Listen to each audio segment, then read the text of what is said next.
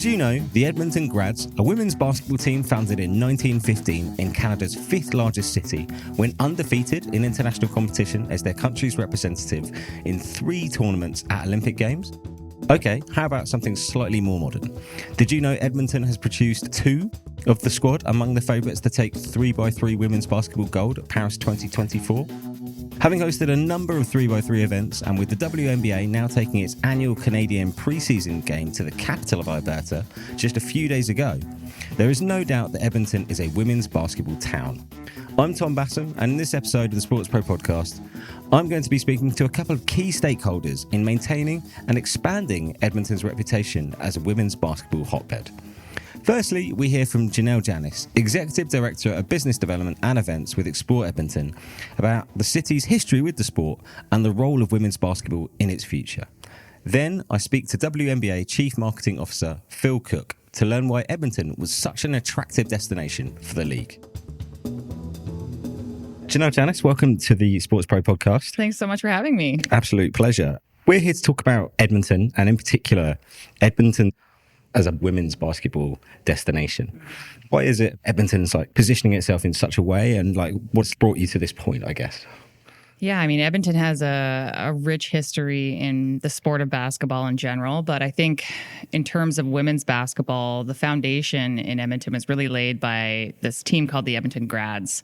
They were this kind of famous women's basketball team. They played from 1912 to 1940, and out of the 522 games that they played, they won 502 of them. So 96% winning average. They won gold in the 1924 Olympics in Paris, which was the first time the women's basketball made its debut. They went over as the whole squad to represent Canada. Yeah, to go represent Canada. And so a lot of people know of the Edmonton Grads, especially in Canada. I mean, they not only laid a foundation for women's basketball, but they laid a foundation for women's sport in general.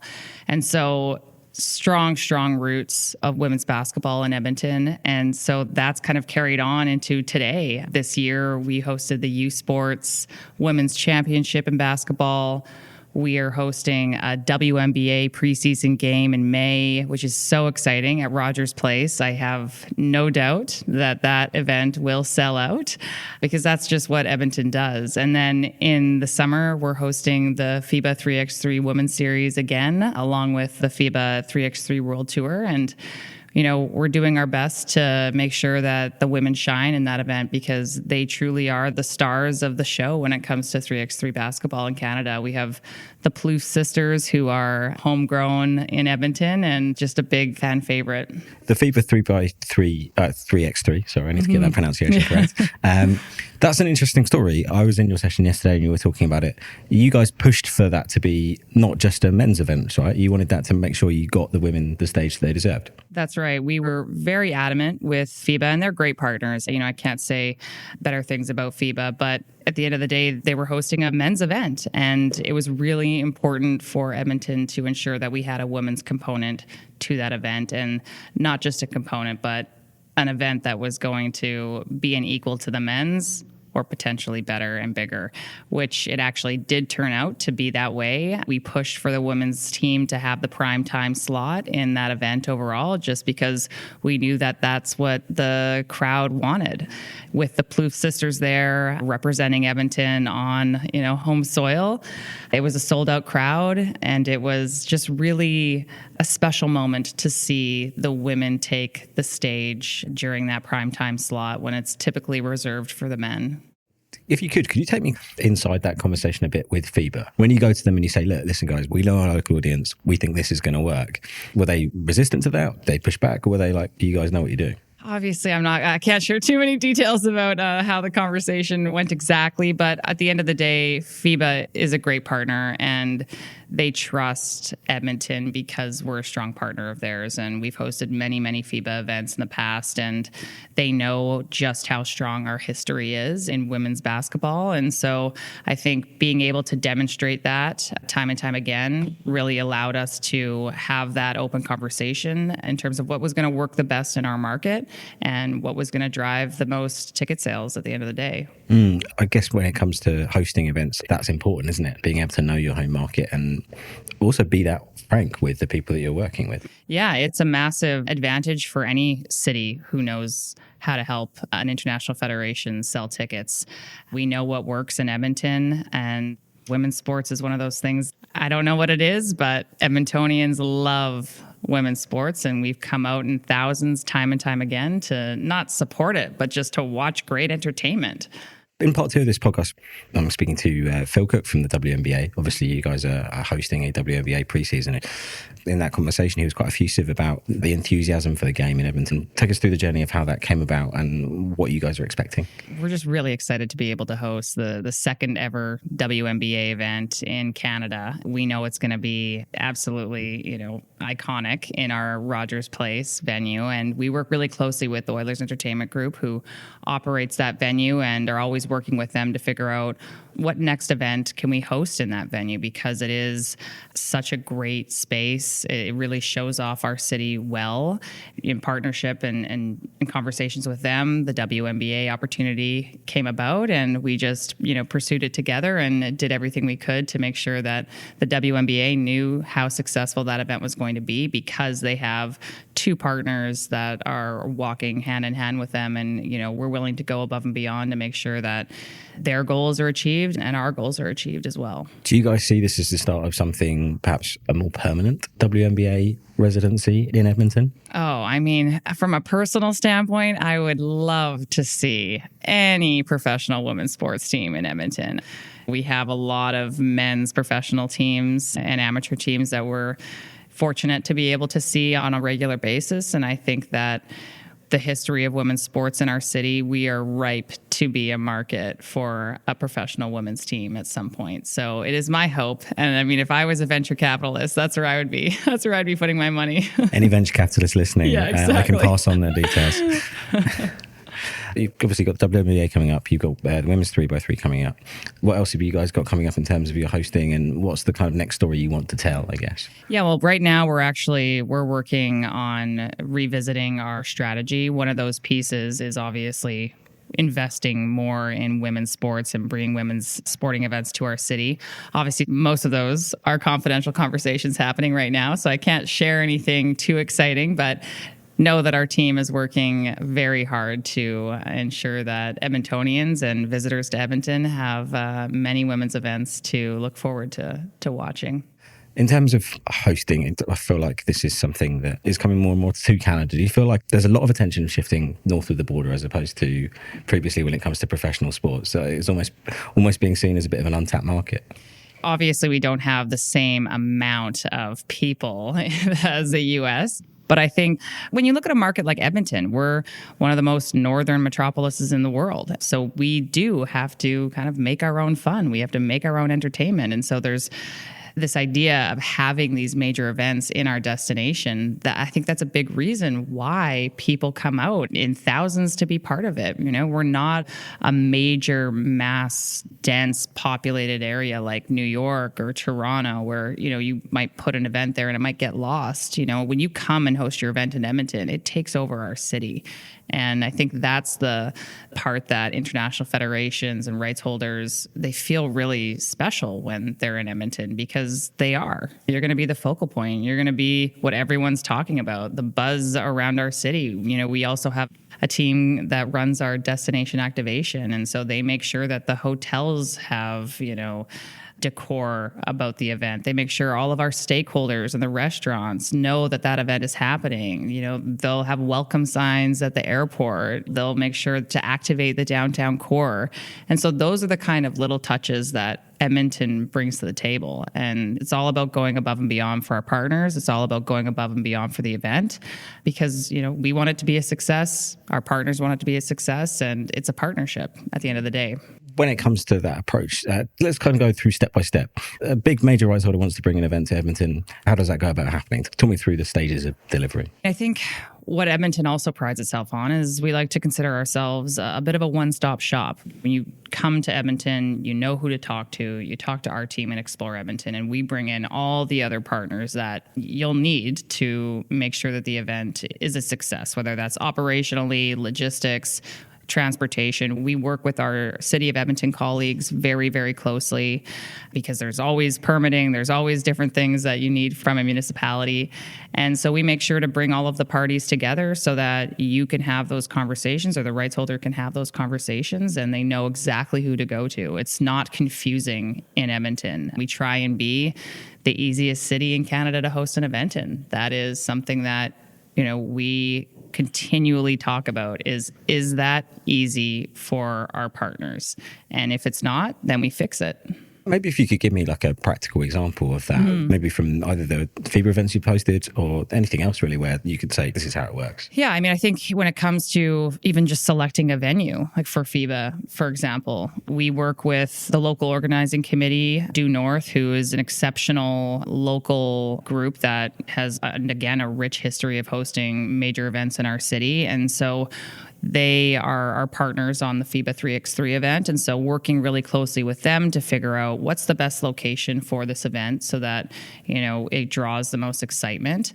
We looked everywhere from West Edmonton Mall to being at the Expo Center grounds and determined that, the right venue is right next door to Rogers Place in the Fan Park in the downtown core.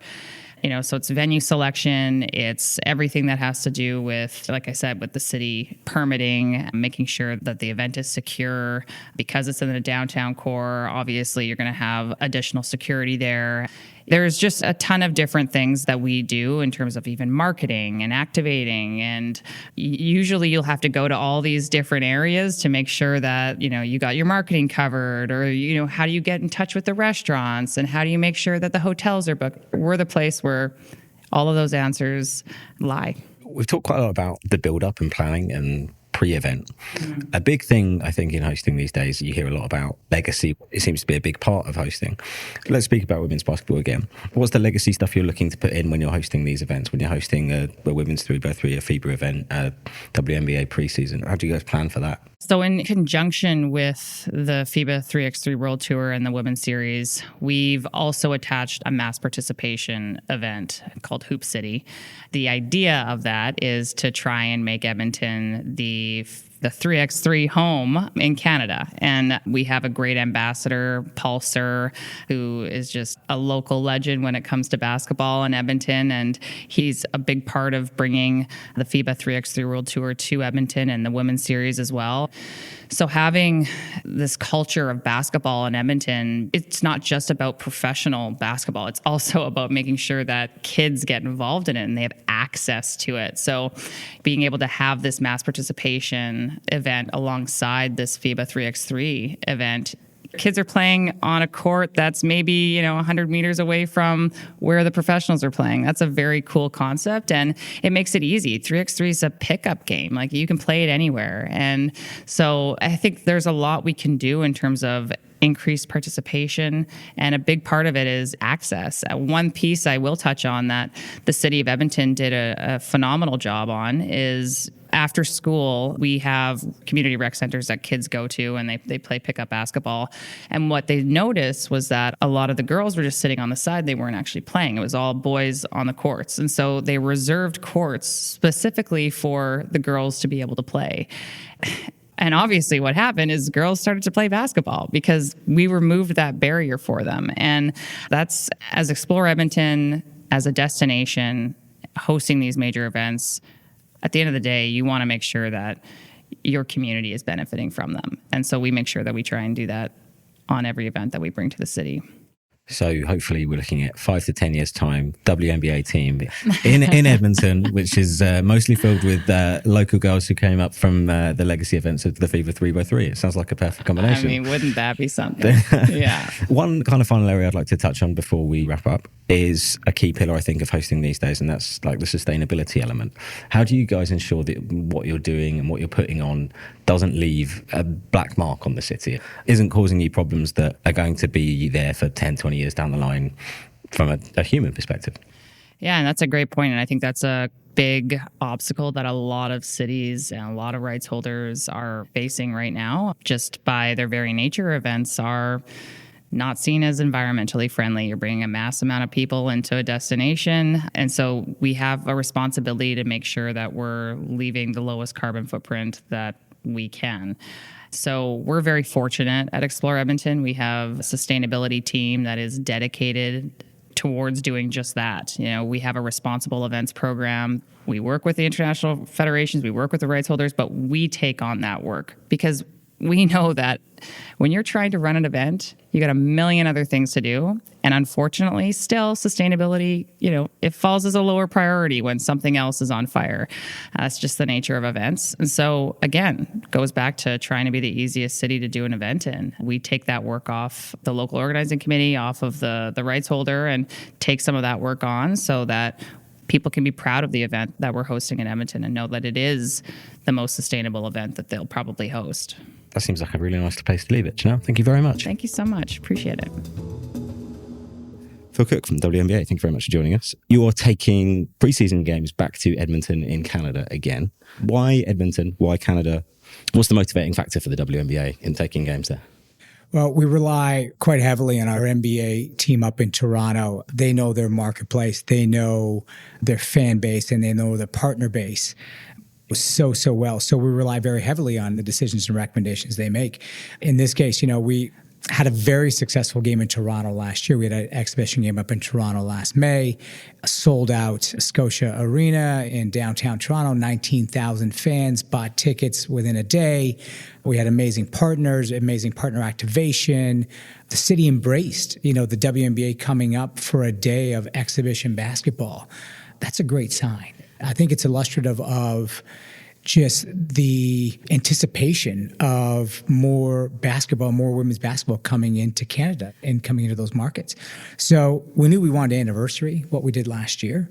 Again, working with the team at NBA Canada and Liam McNabb, who runs the office up there, and she was very bullish on Edmonton. Again, Edmonton is not the first city you would think of as a WNBA destination, but Edmonton is a very rich sports town, right? They've had tremendous success in sport for decades and decades, and there's some connection between Canadian women's basketball and the national program in the city of Edmonton, and there's some connective tissue there. So knowing that it's a great sports town at a great time in sports when, the NHL playoffs are on and the Oilers are playing some hockey, hopefully for the fans of Edmonton, to be a part of that mix and that energy in the city at that time is, very enticing and very attractive. Is this all kind of part of a long-term play to take a WNBA team up to Canada, do you think, like full-time? Our commissioner, Kathy Engelbert's been very public in saying that expansion into Canada is a definite possibility. The marketplace is very familiar with the game. There are Canadians who play in our league. Access to consuming the game is very easy. They've got some great sports networks up there and great partners who want to invest as well. So we see Canada as a definite possibility in terms of expansion. And again, the more we go up and the more we play up there and the more we learn, the better we can serve the fan and the partners who want to, invest their time and dollars in supporting that team. And this is official step 2 in that process. When it comes to kind of deciding where you're going to take games, I mean, taking sort of Edmonton out of the equation, but just generally, what do you look for in a host venue and a host city? You want to have a successful experience for fans, for partners, and for the players and teams.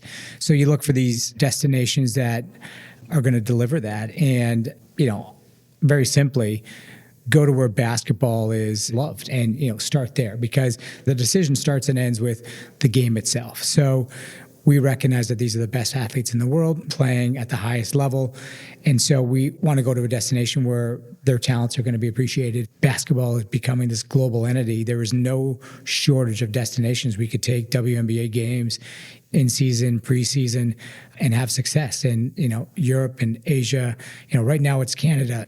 In the future, I can see us expanding beyond North America and heading over to Europe and heading over to Asia one day. And again, someone asked a question earlier today, where do you see the league in 5 years? And I see us being a much more definitive global league than we are today. I guess kind of mirroring what's happening with the NBA, right, in terms of bringing in those foreign stars. Yeah, they've done a great job. The NBA has done a phenomenal job for decades of taking the game to their fans, right? And recognizing there's massive fan bases in Asia and there's massive fan bases in Europe. And the European fan base is earned because of the quality of talent that's coming out of Europe. So there's a definitive connection, to the game itself at the highest level because a lot of that talent is coming out of Europe. So they've done a really good job of keeping demand high, but still serving that marketplace that is just so, heavily favoring, for the fandom and, wanting the NBA and its stars to come to their homes. When you're taking a preseason game like this, obviously, like the main event is the game itself, but what are the other things that you're going to be looking to do around the game in Edmonton? It's a big opportunity just to invite the fan who may not know much about the WNBA and give them a taste of what the WNBA has to offer, right? It's phenomenal basketball. It is competition. We've got a couple teams playing up there, Seattle and Los Angeles. There's a rivalry between those two teams. We want to showcase, those rivalries and the quality of play. We want to introduce some of our stars to the Canadian marketplace and the marketplace in Edmonton specifically so they can understand who they are as humans and, follow the game that way.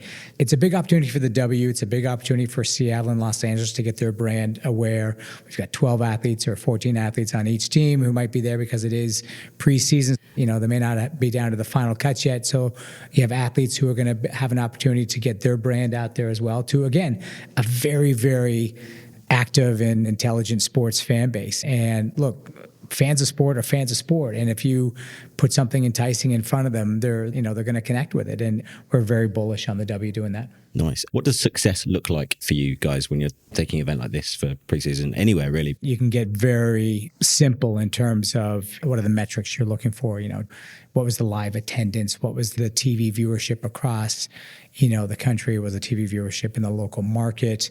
What was the social engagement lift of the athletes? Did they get more followers? Did they have, more compelling content that they put out there? So there are definitive metrics that you can measure, but you'll also get some subjectivity. Like, did it feel like there was a rush across the city? Did you feel that the WNBA was in Edmonton? Did you feel that Edmonton as a community embraced the WNBA coming? And again, these are all factors in determining, if and where we would expand in Canada.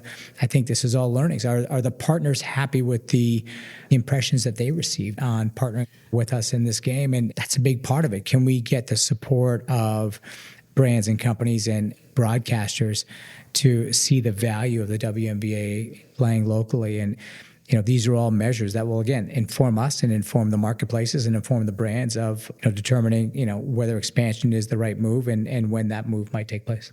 I think I might be considered negligent by my boss if I didn't ask the CMO of the WNBA how excited they are about having Caitlin Clark coming into the league this year. It's awesome. I'll start with that.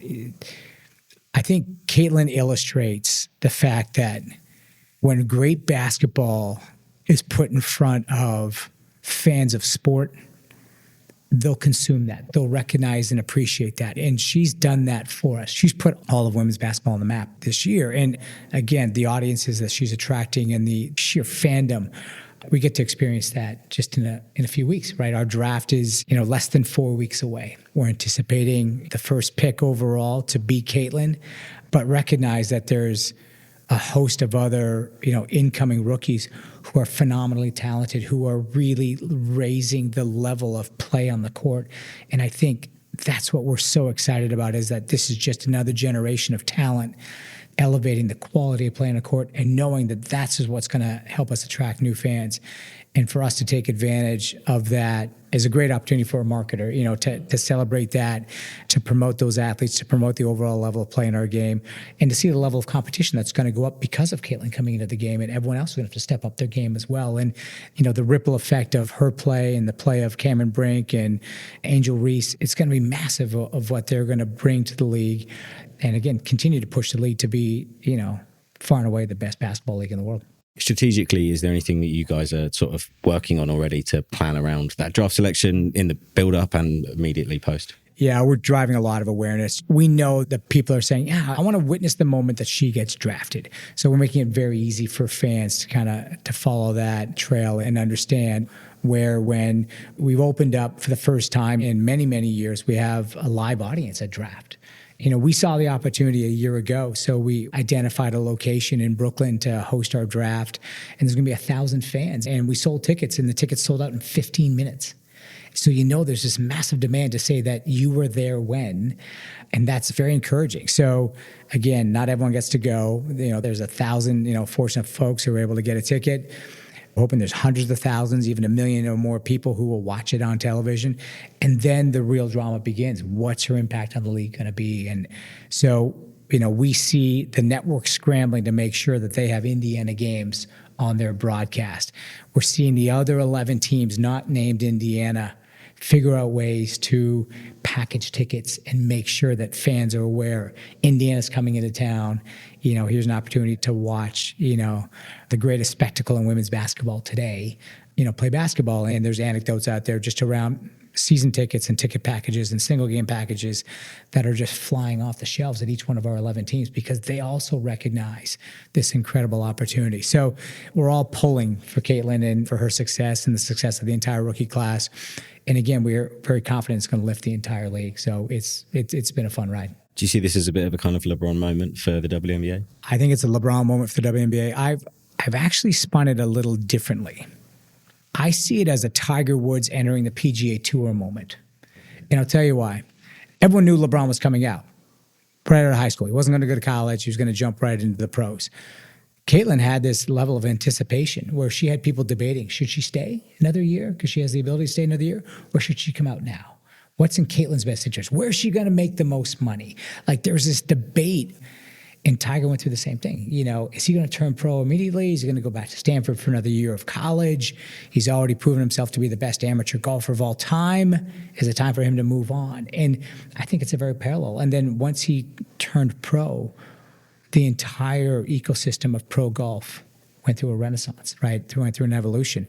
And everyone benefited from Tiger, except for the guy who was last on the PGA Tour list who got bumped out because Tiger joined. But it brought so much attention, media attention, fan attention, money into the ecosystem of pro golf. I think Caitlin is having a similar effect to our game. Nice. I think that's a really nice place to end it. Thank you very much. Thank you.